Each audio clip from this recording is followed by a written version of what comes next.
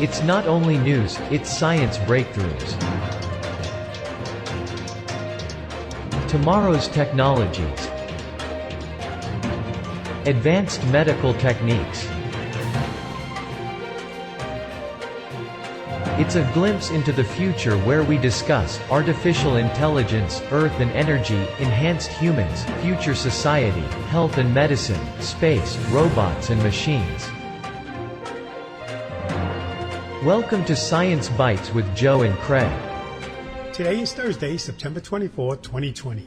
China is at the top of the news this week. According to satellite imagery and ship tracking data, China is preparing to launch its Chang'e 5 sample return mission to the moon.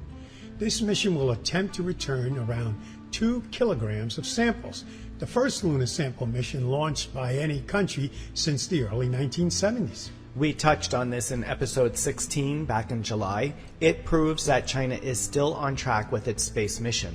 Components of the Long March 5 rocket launching the mission are on the way to the Weichang Satellite Launch Center, where the launch will take place. The launch could take place as soon as late November. Chang'e 5 will attempt to explore the area around the volcanic formation of the western edge of the near side of the moon. The area is expected to contain far younger geological features that the previous samples returned during the NASA Apollo mission. Chang'e 5 will only spend half a lunar day, that is about 14 Earth days, to land and sample the lunar surface. An ascent vehicle will then lift off from the lunar surface and rendezvous with the mission's service module above. The sample will make its way back to Earth inside a return module, actually bouncing off our planet's atmosphere once to slow down before re-entry. Keeping with the new news from China, a Beijing-based private space mining company, Origin Space, is launching its first ever space mining robot in November of this year as well. The concept of excavating resources in space is highly controversial. Many scientists have called for the solar system to be protected from such practices, but that hasn't stopped global superpowers like the US and China from investigating ways to do so. It may become a milestone moment in the country's efforts to make use of space resources.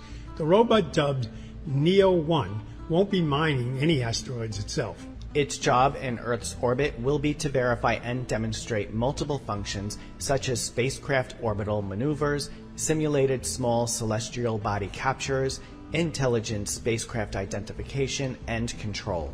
A separate optical telescope called Wang-1, nicknamed Little Hubble, will be launched sometime next year to identify suitable mining targets in space. China isn't the only country set on taking advantage of resources in space. U.S. President Donald Trump recently signed an executive order that encourages the mining of resources on the moon and asteroids. NASA is now pursuing mission concepts to explore the possibilities of mining asteroids and lunar craters. Just last week, the agency announced that it's soliciting commercial companies to collect space resources, including moon dirt, and sell it to them. For years, you and I have been saying this would happen. Now suddenly, there's this major rush to get to space to mine all our riches. Yeah, probably because almost in every episode so far, Joe, of Science Bytes, we've been putting out hints of the riches that are actually out in our solar system. Well, while countries are battling to get space for mining purposes, Russia Space Agency Chief Dm-itry Rogo-zin called Venus a Russian planet last Tuesday at an industry exhibition in Moscow. This unusual comment followed the recent high-profile discovery of significant sources of phosphine gas in the planet's atmosphere, a possible sign of life. So Dm-itry said this at the meeting, quote, "Our country was the first and only one to successfully land on Venus," end quote. So I guess to this guy, Joe, a successful landing makes it their territory? He was referring to the country's successful explorations of Venus in the 60s, 70s, and 80s. Researchers announced this one day before his statement that they found evidence of life in the clouds of Venus, drawing massive media attention. That announcement, Joe, definitely turned heads. You see, to confirm that life exists in the planet's atmosphere would require us to actually go there and have a closer look. A private New Zealand-based space company called Rocket Lab says it's already working on sending its own Electron rocket, a 660-pound spacecraft called Photon, on board to the planet as soon as 2023. While the spacecraft itself will only perform a flyby of Venus, Photon will be able to release an 82-pound probe over the planet's atmosphere. As the probe's moving at 6 miles per second is plummeting down towards the planets, it will be taking readings and sending it back to the Photon. It will really be an amazing discovery if they discover microbial life living in the atmosphere of Venus. This is organic life, and organic life is what actually produces the phosphine gas, because you can see that in Earth's atmosphere as well. That confirmation will totally have rippling effects on our planet here. Okay, we're going to take a quick break and we will be back. What makes a rainbow bend? Where does the universe end? To know the world from A to Z. Discover science and technology. Where is the dinosaur? What's on the ocean floor? To know the world from A to Z. Astronomy, biology, chemistry, zoology, science and technology. It's fun, you'll see. Why is the sun so warm? What makes a winter storm? And what's a quadruped? Why is the planet Mars red? You'll find there's lots to know, exploring as you go, to know the world from A to Z. Discover science and technology. Astronomy, biology, chemistry, zoology, science and technology. It's fun, you'll see. A public service message from the National Science Foundation. Welcome back. We find ourselves once again discussing the human eye. A team of researchers at the University of Melbourne, Australia, has built a bionic device that they say can restore vision to the blind through a brain implant. The team is now preparing for what they claim will be the world's first human clinical trials of a bionic eye, and are asking for additional funding to eventually manufacture it on a global scale. It's essentially the guts of a smartphone combined with a brain-implanted microelectrodes. The project is more than 10 years in the making. It bypasses damaged optical nerves to allow signals to be transmitted from the retina to the vision center of the brain. The system is made up of a custom-designed headgear, which includes a camera and a wireless transmitter. A processor unit takes care of the data crunching, while a set of tiles implant inside the brain deliver the signals. If successful, the team will look to create new commercial enterprise focused on providing vision to people with untreatable blindness and movement to the arms of people paralyzed by quadriplegia, transforming their healthcare. The news comes after Elon Musk's brain-computer interface company, Neuralink, announced it's testing its coin-size interface prototype in live pigs. The end goals are similar: to treat brain issues including blindness and paralysis.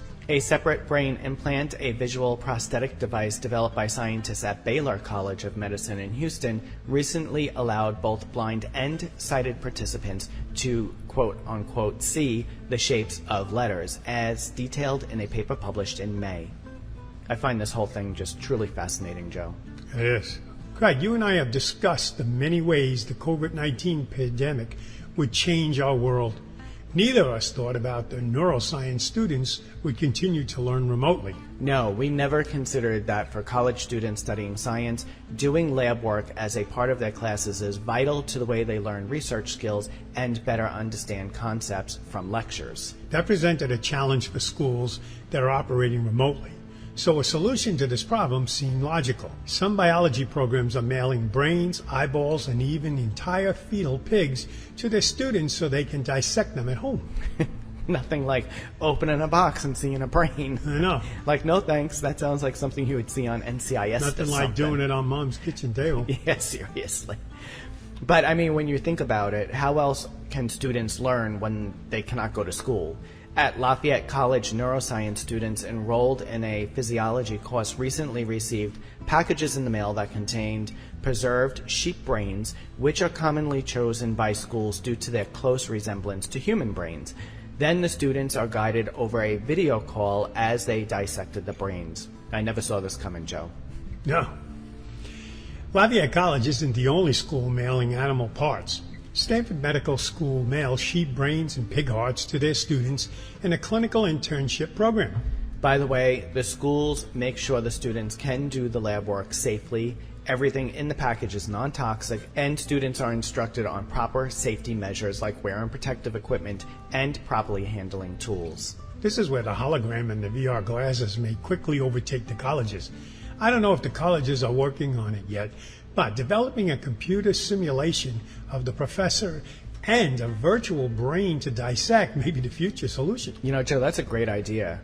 I do know many colleges have VR programs that are used for students to tour a campus for recruitment purposes, but taking it a step forward for teaching purposes really may be the way of the future. I think it's going to be. You know, Craig, it may be better than teachers using Zoom or other devices.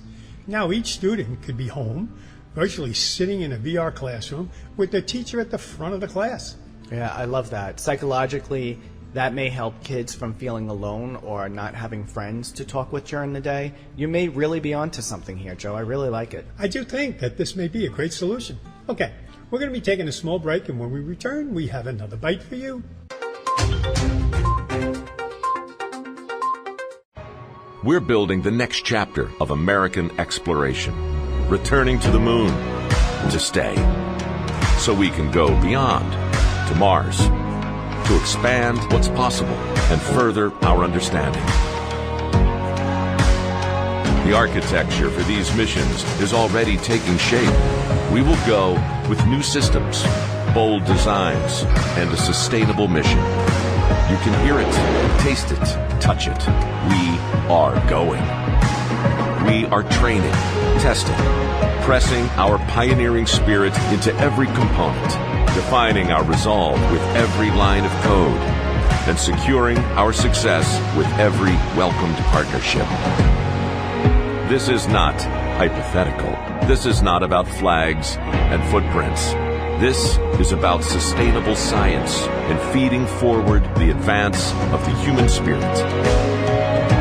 Because we are the pioneers, the star sailors, the thinkers, the visionaries, the doers. And because we stand on the shoulders of giants to go farther than humanity has ever been, we will add our names to the rolls of the greatest adventurers in history. Every day, every mission, we advance this call. We are NASA. And after 60 years, we're just getting started.